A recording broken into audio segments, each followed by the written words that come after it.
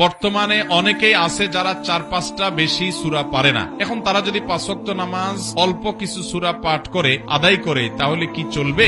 এরপরে প্রশ্ন হলো, সন্তান প্রতিবন্ধী কেন হয়? আল্লাহর রহমতে দায় রাখছি আলহামদুলিল্লাহ। এখন আমি সুন্নতি চুল রাখতে চাচ্ছি কান বাবড়ি অর্থাৎ কান পর্যন্ত, কিন্তু আমার মা রাখতে দিতে চায় না। তিনি বলেন তার এই সুন্নত নাকি পছন্দ হয় না, কিন্তু আমার বাবা রাখতে দিবে। এখন আমি কি করব? নিজের থেকে অন্যকে নিয়ে বেশি চিন্তা এবং প্রতিনিয়ত অন্যের সম্পর্কে মন্দ ধারণা মাথায় ঘুরপাক খায়। এ থেকে বেঁচে থাকার উপায় কি? নিজের ঈমান বাঁচানোর উপায় কি? অনেক সময় আমাদের মা বাবা আমাদেরকে বদদোয়া দিয়ে ফেলেন রাগের চোটে। এরপরে যখন তারা স্বাভাবিক হন তারা নিজেরাই অনুতপ্ত হন। প্রশ্ন হলো, রাগের মুহূর্তে তারা যে বদদোয়া করে বসেছেন এর কারণে আমাদের কোনো ক্ষতি হবে কি? এরপরে প্রশ্ন হলো, বর্তমানে অনেক মেয়েরা বোরকা পরে, কিন্তু অনেক মেয়েরাই বোরকা ইসলামিক বিধান অনুযায়ী পরে না। তারা বোরকা পর্দার চেয়ে ফ্যাশন হিসেবে বেশি ব্যবহার করে। এদের উদ্দেশ্যে কি বলবেন? এরপরে প্রশ্ন হলো, সন্তান প্রতিবন্ধী কেন হয়?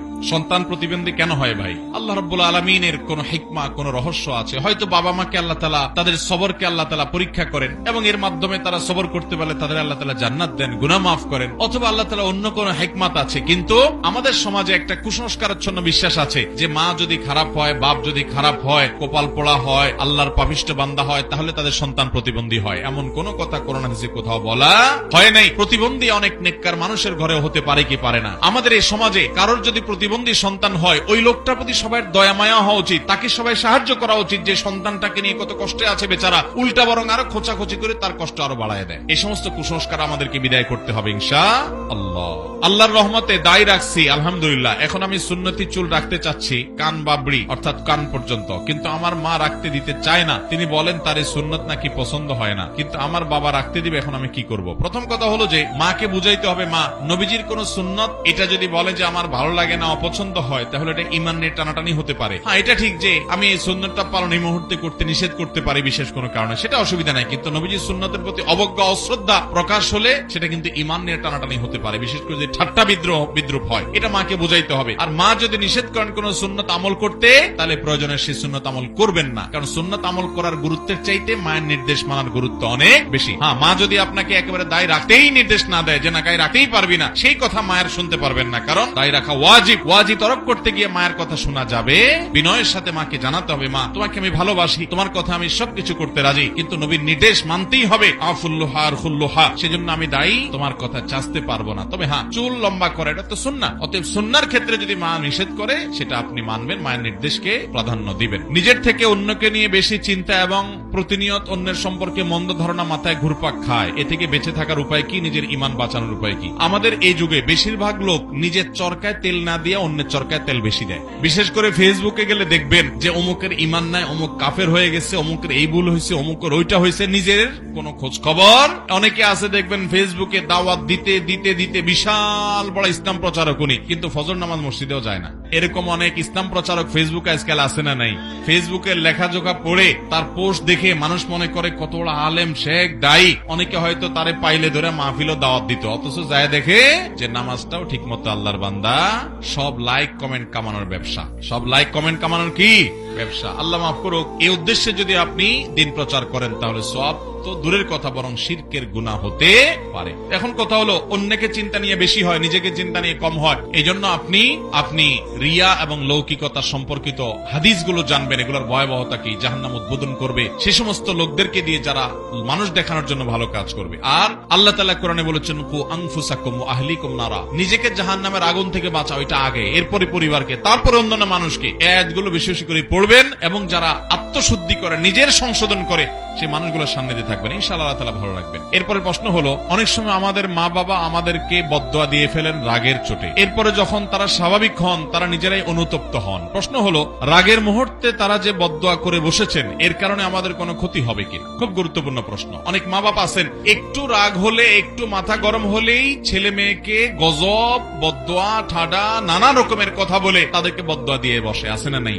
খুব খারাপ কথা, কথায় কথায় বদদোয়া দেওয়া, এটা ভালো জিনিস না, কিন্তু আবার মা বাবার বদদোয়া সন্তানের জন্য খুব ডেঞ্জারাস বিষয়। কিন্তু যদি অপাত্রে অন্যায় ভাবে বদদোয়া দেয়, সন্তান এই বদদোয়া পাওয়ার উপযুক্ত না। মা বাপ ভুল বুঝে বদদোয়া দিয়ে দিলেন। অনেক সময় দেখা যায় মা বাপ অন্যায় চাচ্ছেন, এই অন্যায় চাওয়া পূরণ না করার কারণে সন্তানকে উনি বদদোয়া দেওয়া শুরু করে দিলেন। এরকম উল্টা পাল্টা বদদোয়া যদি দেন, ইনশাআল্লাহ এর কারণে সন্তানের ক্ষতি হবে। আবার যদি রাগের চোটে বদদোয়া দিয়েছেন সন্তানকে, পরক্ষণে তিনি নিজেই অনুতপ্ত হয়েছেন যে না, আমার এটা বলা ঠিক হয় নাই, ইনশাআল্লাহ এর কারণে সন্তানের ক্ষতি হবে না। কোরআনে কারীমে আল্লাহ বলেছেন, লাউ ইয়াজ্জুলুল্লাহু আন-নাসা শাররা ইসতিআজালাহুম বিল খাইর লাকুদিয়া ইলাইহিম আজালুহুম। মানুষ তাদেরকে আল্লাহ তাআলা ভালোটা চাইলে যত তাড়াতাড়ি দেন, বদদোয়া করলে খারাপটা চাইলে যদি এরকম সাথে সাথে দিয়ে দিতেন, তাহলে বাঁচত না, মানুষ সব শেষ হয়ে যেত। অতএব আল্লাহ খারাপটা সাথে সাথে দেন না, অনুতপ্ত হয়ে ফিরে আসলে আল্লাহ তাআলা ওটার ক্ষতি থেকে বাঁচিয়ে রাখেন। এরপরে প্রশ্ন হলো, বর্তমানে অনেক মেয়েরা বোরকা পরে, কিন্তু অনেক মেয়েরাই বোরকা ইসলামিক বিধান অনুযায়ী পরে না। তারা বোরকা পর্দার চেয়ে ফ্যাশন হিসেবে বেশি ব্যবহার করে। এদের উদ্দেশ্যে কি বলবেন? এরকম লোক অনেক আমাদের সমাজে আছে, যে বোরকা এমন টেডি বোরকা পরে, এমন জাকজমকামলা বোরকা পরে যে ওই বোরকাটা ঢাকার জন্য আরেকটা বোরকা দরকার। বোরকার উদ্দেশ্য হলো সৌন্দর্য ঢেকে রাখা। সৌন্দর্য ঢেকে রাখতে হবে কেন? কারণ তার সৌন্দর্য নিয়ে অন্য পুরুষরা বাজে চিন্তা করবে, এটা কোনো আত্মসম্মান বোধ সম্পন্ন নারী করতে দিতে পারে। অতএব সেই জায়গা থেকে তিনি কি করবেন? পর্দা করবেন। এখন বোরকাটাই যদি মানুষের দৃষ্টি, পুরুষদের দৃষ্টিকে আকৃষ্ট করে, এত জাকজমকপূর্ণ হয়, তাহলে তো সেক্ষেত্রে সৌন্দর্য বরং আরো প্রকাশ করলেন। আল্লাহ বলেছেন, ওয়ালা ইউবদিনা যিনাতাহুন্না, নারীরা তাদের সৌন্দর্য প্রকাশ করবে না, ইল্লা মা যাহারা মিনহা, তবে যেটা তার সব পর্দা করার পরও থাকে প্রকাশ, সেটা ভিন্ন কথা। অর্থাৎ বাইরের অংশ, কাপড়ের বাইরে, এটা তো দেখা যেতে পারে, কিন্তু কাপড় দিয়ে তার সৌন্দর্যকে ঢাকবে। অতএব জাকজমকপূর্ণ বোরকা এটা বোরকা না, এটা ফ্যাশন। এটার কারণে পর্দা করার যে সওয়াব সেটা হাসিল হবে না, এবং পর্দা করার যে ফরজ আমল সেটা হবে না। অনেক বোন আছেন হঠাৎ অশ্লীল জীবন থেকে পর্দা আসছেন, ফ্যাশন দিয়ে শুরু করছেন, আমরা বলে আস্তে আস্তে সামনে আগান, এটাই মূল পর্দা না। আমাদের অনেক ভাইরা আছেন প্রবাসে থাকেন, বিদেশ থেকে জাকজমকপূর্ণ একটা বোরকা বইয়ের জন্য নিয়ে আসেন। এটা কোনো বোরকাও না, বোরকার জাতও না। এটার কারণে পর্দা হবে। পর্দা হলে পরিপূর্ণভাবে ঢোলা ঢালা হবে, টাইট হবে না, অতিরিক্ত চাকচিক্য, কারুকার্য যদি থাকে, তাহলে আর বোরকা হলো কি? অতএব এই বোরকা পড়লে পর্দা হবে না। এরপরে প্রশ্ন হলো, বর্তমানে অনেকেই আছে যারা 4-5টা বেশি সূরা পারে না। এখন তারা যদি 5 ওয়াক্ত নামাজ অল্প কিছু সূরা পাঠ করে আদায় করে, তাহলে কি চলবে, নাকি কিছু বেশি গুরুত্বপূর্ণ সূরা পাঠ করতে হবে? সূরাগুলো কি কি তা জানাবেন। 5 ওয়াক্ত ফরজ নামাজে এবং সুন্নত নামাজে আমরা সূরা ফাতিহার পর অন্য সূরা মেলাবো। শুধু 4টা সূরাই আছে, এটা দিয়েই সব নামাজ পড়েন, যদি নামাজ তো হয়ে যাবে, কিন্তু এটা উচিত না। একজন মুসলমান 4টা সূরা ছোটবেলা মুখস্থ করছেন, এখন আর 2টা করেন, আরেকটা করেন। 1 মাস ধরে চেষ্টা, সামনে রমজান মাস আসতেছে, কোরআন নাজিলের মাস, চেষ্টা করে আপনি 1টা-2টা সূরা বাড়ান, যাতে করে এক এক নামাজে এক একটা আপনি পড়তে পারেন। কিন্তু এই 4টা দিয়ে যদি নামাজ পড়েন আপনি, ইনশাআল্লাহ গুনাহ হবে না, নামাজ হয়ে যাবে।